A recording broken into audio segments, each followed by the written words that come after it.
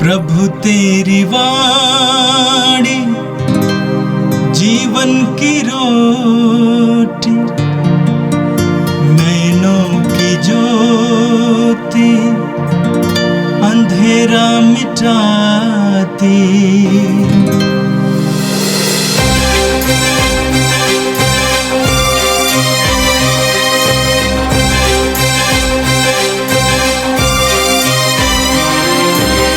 प्रभु तेरी वाणी जीवन की रोटी, नैनों की ज्योति अंधेरा मिटाती। प्रभु तेरी वाणी जीवन की रोटी, नैनों की ज्योति अंधेरा मिटाती। वाणी वाणी वाणी वाणी वाणी पवित्र है, शाश्वत है, जीवन का मन्ना है। 28 सितंबर बुधवार। पहला पाठ योग का ग्रंथ अध्याय 9 पद संख्याएं 1 से 12, 14 से 16 तक। मनुष्य अपने को ईश्वर के सामने निर्दोष प्रमाणित नहीं कर सकता। योब ने अपने मित्रों से यह कहा, मैं निश्चित रूप से जानता हूँ कि तुम लोगों का कहना सच है। मनुष्य अपने को ईश्वर के सामने निर्दोष प्रमाणित नहीं कर सकता। यदि वह ईश्वर के साथ बहस करना चाहेगा तो ईश्वर 1000 प्रश्नों में से एक का भी उत्तर नहीं देगा। ईश्वर सर्वज्ञ और सर्वशक्तिमान है। कौन मनुष्य उसका सामना करने के बाद जीवित रहा? ईश्वर पर्वतों को अचानक हटा देता और अपने क्रोध में उल्टा देता है। वह पृथ्वी को उसके स्थान से खिसकाता और उसके खंभों को हिला देता है। वह नक्षत्रों को ढकता और उसके आदेश पर सूर्य दिखाई नहीं देता। वह अकेला ही आकाश फैलाता और समुद्र की लहरों पर चलता है। उसने सप्तऋषि, मृग, कृतिका और दक्षिण नक्षत्रों की सृष्टि की है। वह महान एवं रहस्यमय कार्य संपन्न करता और असंख्य चमत्कार दिखाता है। वह मेरे पास आता है और मैं उसे नहीं देखता। वह आगे बढ़ता है और मुझे इसका पता नहीं चलता। जब वह कुछ ले जाता है तो कौन उसे रोकेगा? कौन उससे कहेगा, तू यह क्या कर रहा है? मैं उसको जवाब कैसे दे सकता हूँ? उससे बहस करने के लिए मुझे कहाँ से शब्द मिलेंगे? यदि मेरा पक्ष न्याय संगत और मैं न्यायकर्ता से दया याचना करता हूँ, तब भी मुझे उत्तर नहीं मिलता। यदि वह मेरी दुहाई का उत्तर देता तो मुझे विश्वास नहीं होता कि वह मेरी प्रार्थना पर ध्यान देता है। यह प्रभु की वाणी है। संत लूकस के अनुसार पवित्र सुसमाचार अध्याय 9 वाक्य 57 से 62 तक। ईसा अपने शिष्यों के साथ यात्रा कर रहे थे कि रास्ते में ही किसी ने उनसे कहा, आप जहाँ कहीं भी जाएंगे मैं आपके पीछे पीछे चलूँगा। ईसा ने उसे उत्तर दिया, लोमड़ियों की अपनी मांदें हैं और आकाश के पक्षियों के अपने घोंसले, परंतु मानव पुत्र के लिए सिर रखने को भी अपनी जगह नहीं है। उन्होंने किसी दूसरे से कहा, मेरे पीछे चले आओ। परंतु उसने उत्तर दिया, प्रभु मुझे पहले अपने पिता को दफनाने के लिए जाने दीजिए। ईसा ने उससे कहा, मुर्दों को अपने मुर्दे दफनाने दो, तुम जाकर ईश्वर के राज्य का प्रचार करो। फिर कोई दूसरा बोला, प्रभु मैं आपका अनुसरण करूंगा, परंतु मुझे अपने घर वालों से विदा लेने दीजिए। ईसा ने उससे कहा, हल की मूठ पकड़ने के बाद जो मुड़कर पीछे देखता है वह ईश्वर के राज्य के योग्य नहीं है। ये प्रभु का दिव्य सुसमाचार है। ख्रिस्त प्रभु की जय है। मेरे प्रिय भाई और बहनों, आज के इस पवित्र दिन के लिए हम प्रभु को धन्यवाद दें। बड़े आनंद के साथ हम इस दिन का स्वागत करें। जैसा कि मैं बार बार कहता हूँ, हमें प्रतिपल अपने जीवन के वरदान के लिए ईश्वर को धन्यवाद देने की आवश्यकता है। एक एक सांस के लिए ईश्वर को धन्यवाद देने की आवश्यकता है। आज का पहला पाठ अय्यूब के ग्रंथ से, योग के ग्रंथ से लिया गया था, अध्याय 9 से। दुख हम मनुष्यों के लिए एक बहुत बड़ा रहस्य है। दुख को शायद ही कोई समझ पाता है। दुख मनुष्य को तोड़ देता है, उसके विश्वास को तोड़ देता है, उसकी आशा को भंग करता है, उसको सोचने के लिए मजबूर करता है। अय्यूब के जीवन में भी कुछ ऐसा ही घटित हुआ था। इन दिनों आप अय्यूब के बारे में सुन रहे हैं। अय्यूब के जीवन में विपत्ति पर विपत्ति आई। उसकी सारी संपत्ति छीन ली गई, उसके सारे नौकर छीन लिए गए, उसके सभी बच्चे दबकर मर गए, उसके शरीर पर फोड़े आए। अय्यूब के जीवन में भी विपत्ति पर विपत्ति आई। अय्यूब भी सोचने के लिए मजबूर हुआ और लोग अय्यूब के पास आकर अय्यूब को समझाने का प्रयास कर रहे थे। उसकी पत्नी ने कहा कि तुम अभी भी अपने को निर्दोष मत मानो, बल्कि ईश्वर को कोस कर मर जाओ। यानी पत्नी बोलना चाहती थी कि तुमने पाप किया है। अय्यूब के मित्रों ने आकर अय्यूब को समझाने का प्रयास किया कि तुम्हारे बच्चों ने पाप किया, अपराध किया है। अलग अलग ऊहापोह की बातें, अटकलें उनको सुनाए जा रहा था। अय्यूब ने क्या जवाब दिया, आज के पाठ में आपने सुना। अय्यूब ने क्या जवाब दिया? मनुष्य अपने को ईश्वर के सामने निर्दोष प्रमाणित नहीं कर सकता। मनुष्य अपने को ईश्वर के सामने निर्दोष प्रमाणित नहीं कर सकता।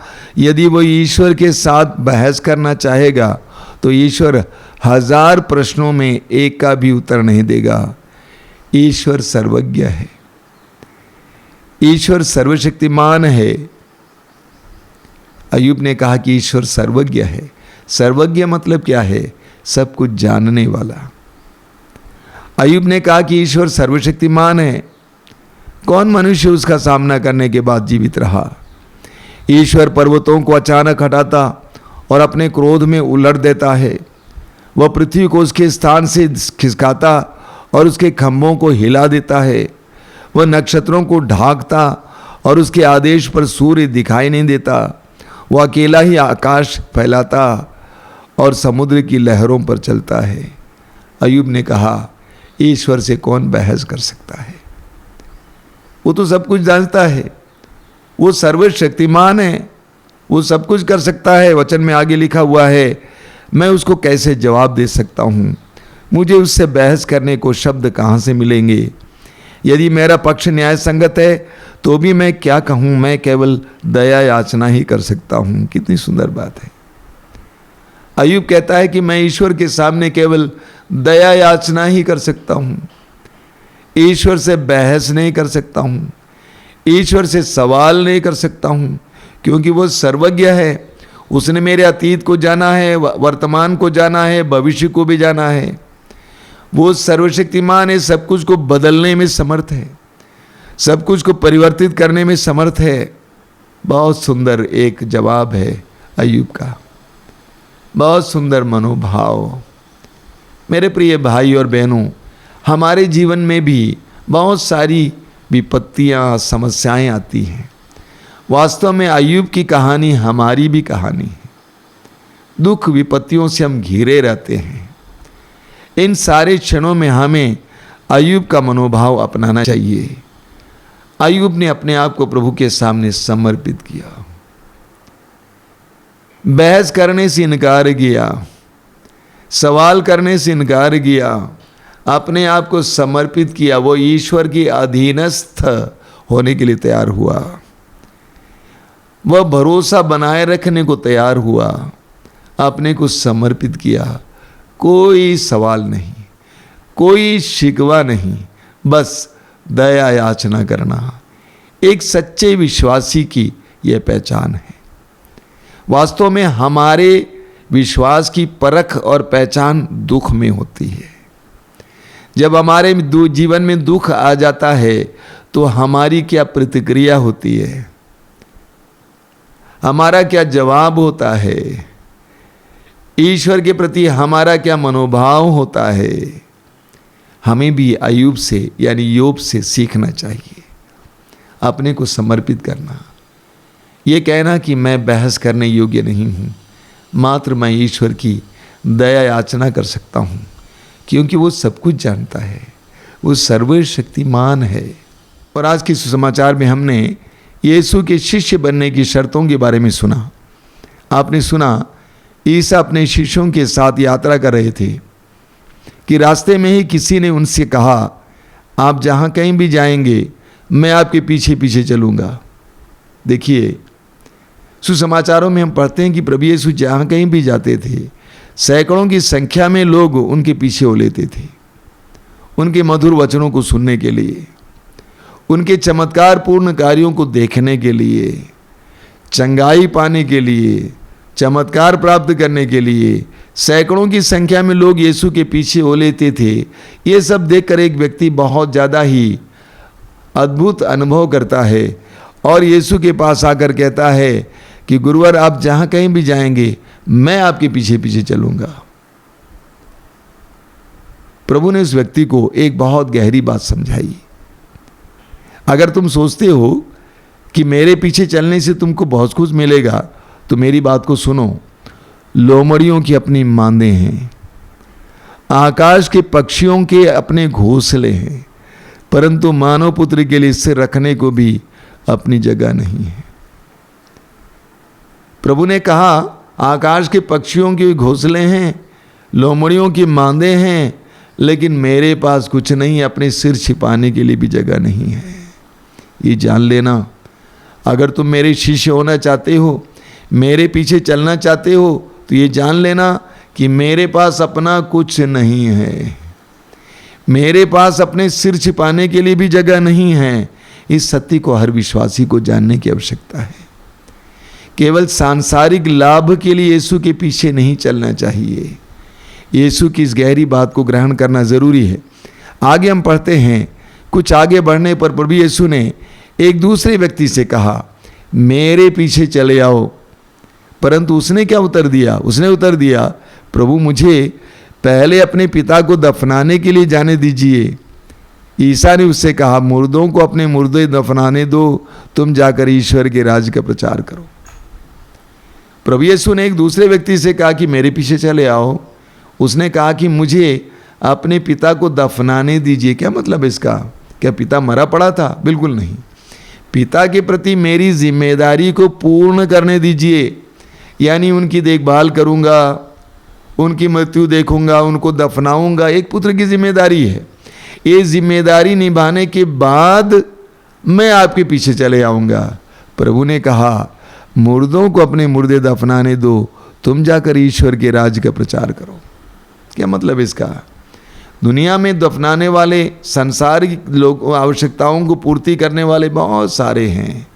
मैं तुमको ईश्वर के राज्य के प्रचार के लिए बुला रहा हूं। तुम्हें चुनना होगा,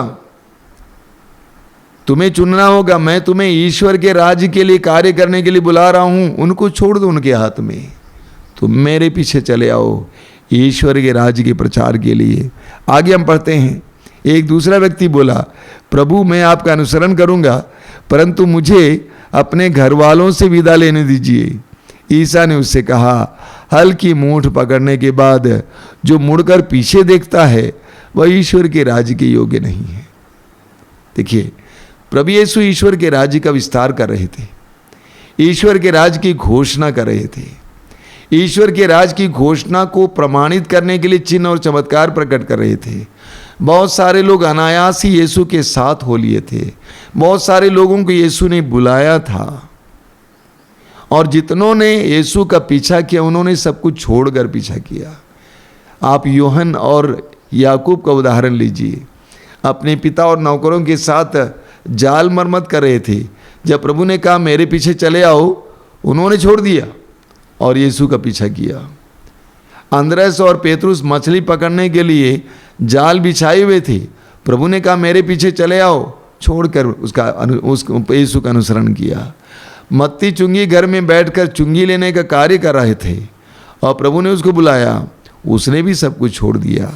अब यहाँ पर एक व्यक्ति को प्रभु कहते हैं कि मैं जाकर अपने लोगों को विदा करके आ जाऊंगा। उसके दिल में अपने लोगों के प्रति बहुत ज़्यादा लगाव था। पेतरुस और अंद्रयास, मत्ती और याकूब और योहन सब कुछ अनायास ही छोड़कर चले जाती है यीशु के पीछे, लेकिन इस व्यक्ति के अंदर अपने परिवार के लोगों के प्रति इतना लगाव था, उसने कहा कि मैं अपने घर के लोगों को विदा करके आऊँगा, तब मैं आपके पीछे चलूँगा। प्रभु ने कहा हल की मूठ पकड़ने के बाद जो मुड़कर पीछे देखता है वह ईश्वर के राज्य के योग्य नहीं। तुम मेरे पीछे हो लिए हो, अब तुम घर वापस जाना चाहते हो, अपने लोगों को विदा करना चाहते हो, तुम अपने रिश्तों में खोए हुए हो, लोगों के प्रति इतना लगाव रखते हो, तुम ईश्वर के राज्य के लिए काम करने योग्य नहीं हो। मेरे प्रिय भाई और बहनों, प्रभु यीशु सबको ईश्वर के राज्य के लिए कार्य करने के लिए बुलाते हैं। इस सत्य को मैं बार बार आपके सामने रखता हूँ, क्योंकि कई लोग सोचते हैं पारिवारिक जिम्मेदारियों को निभाना ही मेरी जिम्मेदारी। प्रभु यीशु के हर एक शिष्य की जिम्मेदारी है ईश्वर के राज्य के लिए कार्य करना। अलग अलग ढंग से कार्य कर सकते हैं, प्रार्थना के द्वारा कार्य कर सकते हैं, समय देकर कार्य कर सकते हैं, पैसा देकर कार्य कर सकते हैं, लोगों को प्रोत्साहित करते हुए कार्य कर सकते हैं, लेकिन सबको यीशु ने ईश्वर के राज्य के प्रसार के लिए बुलाया है।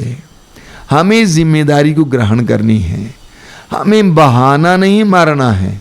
मेरा परिवार है, मेरे बच्चे हैं, इन सारी जिम्मेदारियों को रखते हुए भी हमें ईश्वर के राज्य के लिए कार्य करने के लिए समय, ऊर्जा और पैसा इत्यादि को अलग करने की ज़रूरत है। एक बिशप स्वामी जी हैं, बिशप थॉमस, उन्होंने कहा है अंग्रेजी में, evangelisation should not be considered as a part time hobby but should be considered as a life long privilege. यानी यीशु के सुसमाचार की घोषणा करना, ईश्वर के राज्य के सुसमाचार की घोषणा करना सिर्फ हम फुर्सत मिलने पर करने वाला कार्य नहीं समझना चाहिए, बल्कि अपना अहोभाग्य समझना चाहिए।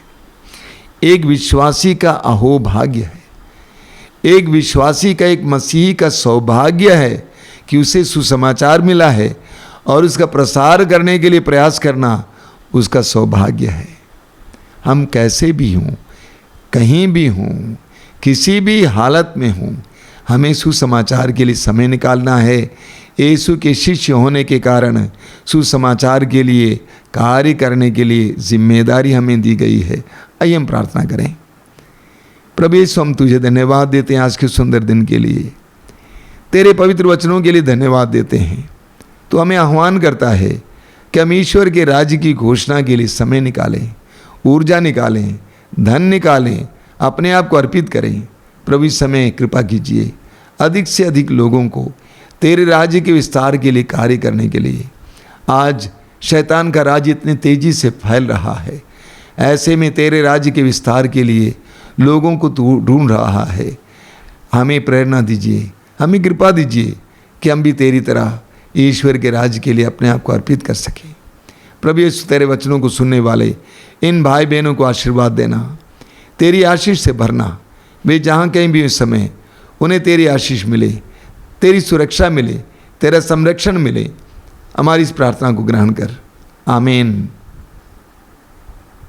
प्रभु तेरी वाणी जीवन की रोटी, नैनों की ज्योति अंधेरा मिटाती। वाणी वाणी वाणी वाणी वाणी पवित्र है, शाश्वत है, जीवन का मन्ना है।